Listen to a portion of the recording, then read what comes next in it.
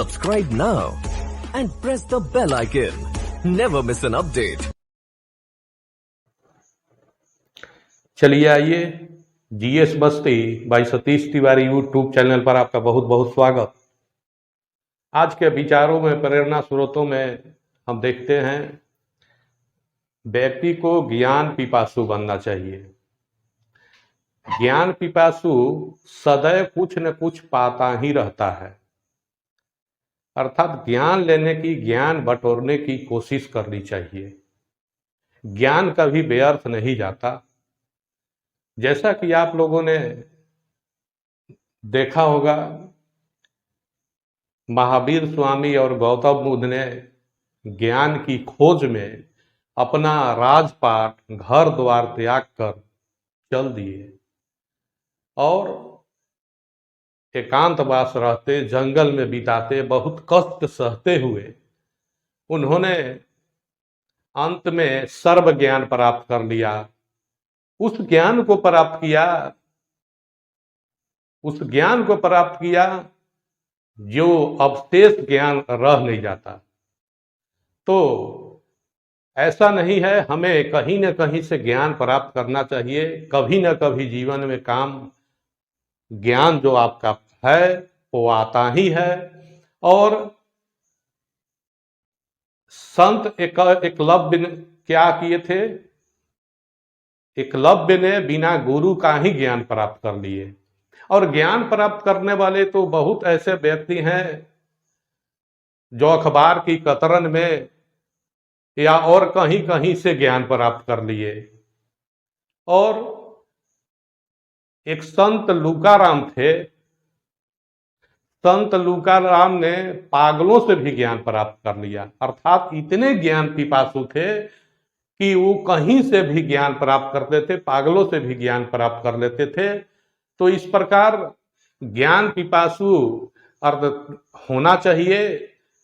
ठीक है, धन पिपासु रहिए, धन पिपासु भी होना चाहिए, लेकिन केवल धन पिपासु होने से अच्छा नहीं रहेगा। ज्ञान प्राप्त करने की भी कोशिश करनी चाहिए।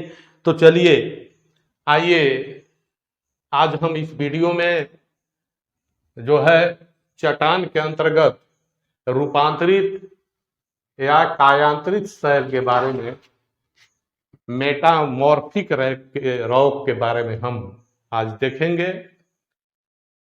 तो जैसा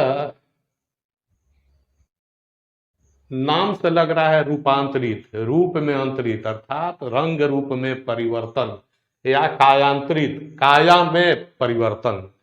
जैसे काया क्या कहा जाता है? व्यक्ति के शरीर को भी काया कहा जाता है। तो उस काया में परिवर्तन, कायांतरित, रूपांतरित। स्पष्ट है कि रूपांतरित या कायांतरित चट्टान जो है बदलता है, परतदार एवं आग्नेय शैल का रूप बदलता होगा तो रूपांतरित या कायांतरित चट्टान बनता होगा।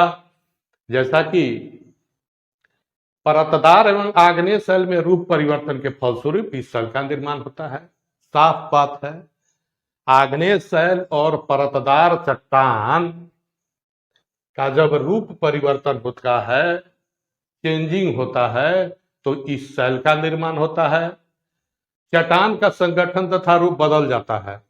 चट्टान का जो संगठन है, जिससे बना होता है चट्टान, उसका संगठन तथा रूप दोनों बदल जाता है।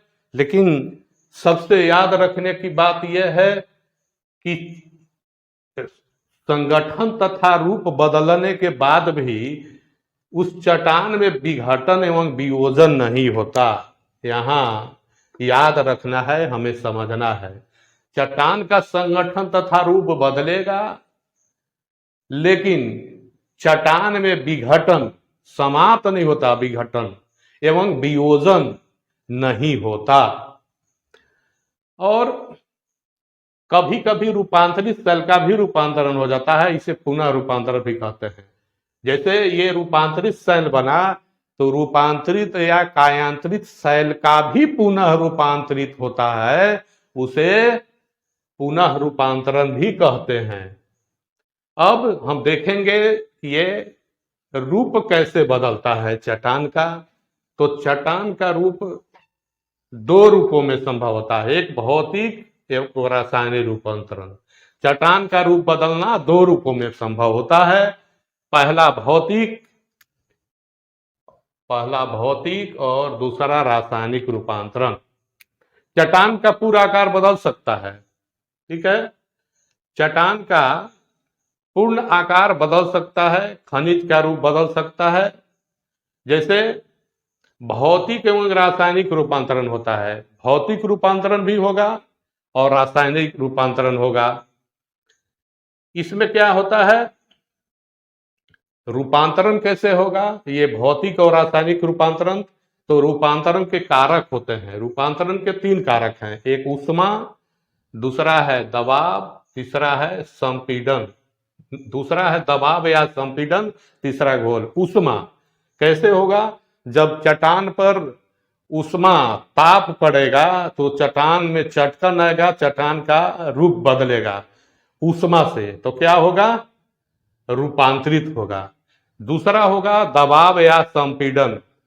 पर्वत निर्माण के समय या और समय जब चट्टान में दबाव पड़ेगा, संपीड़न अर्थात खिंचाव पड़ेगा, तनाव पड़ेगा, तो चट्टान क्या है, टूटता है, उसका रूप परिवर्तन होता है प्रेशर से।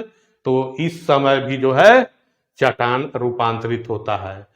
अगला है घोल। जैसे ऑक्सीजन में, घोल में ऑक्सीजन कार्बन डाइऑक्साइड चट्टान में जब के घोल में होगा तो उस समय भी ऑक्सीजन और कार्बन डाइऑक्साइड के घोल से चट्टानों में परिवर्तन होता है, तो उस समय भी चट्टान में रूप परिवर्तन होगा। इस तरह से भौतिक एवं रासायनिक रूपांतरण इस तरह से होता है। इसमें चट्टान का पूर्ण आकार बदल जाता है, खनिज का रूप भी बदल सकता है, खनिज पिघलकर दूसरा रूप धारण करता है, चट्टान रवेदार हो सकता है। ये सारे बदलाव भौतिक एवं रासायनिक रूपांतरण से होता है। अब जब हम देखेंगे, विशेष रूप से हम इस पर फोकस करेंगे, जो आपके परीक्षा में निश्चित रूप से यहाँ से ज्यादा प्रश्न पूछा जाता है, इसलिए ज्यादा आप यहाँ ध्यान देंगे। अब देखता है परीक्षा में पूछा जाता है आग्नेय चट्टानों के रूपांतरण से बनी शैलें। अब पूछेगा कि बेसाल्ट किसमें चेंज होता है चट्टान में, या रायोलाइट किसमें होता है, ग्रेनाइट आग्नेय चट्टान बदलकर किस शैल में बदलता है, तो ग्रेनाइट नीस में बदलेगा, बेसाल्ट एम्फीबोलाइट में, बेसाल्ट सिस्ट में भी, गैब्रो जो है गैब्रो नीस में, रायोलाइट सिस्ट में। अब हम आगे देखेंगे अवसादी चट्टानों के रूपांतरण से बनी शैलें।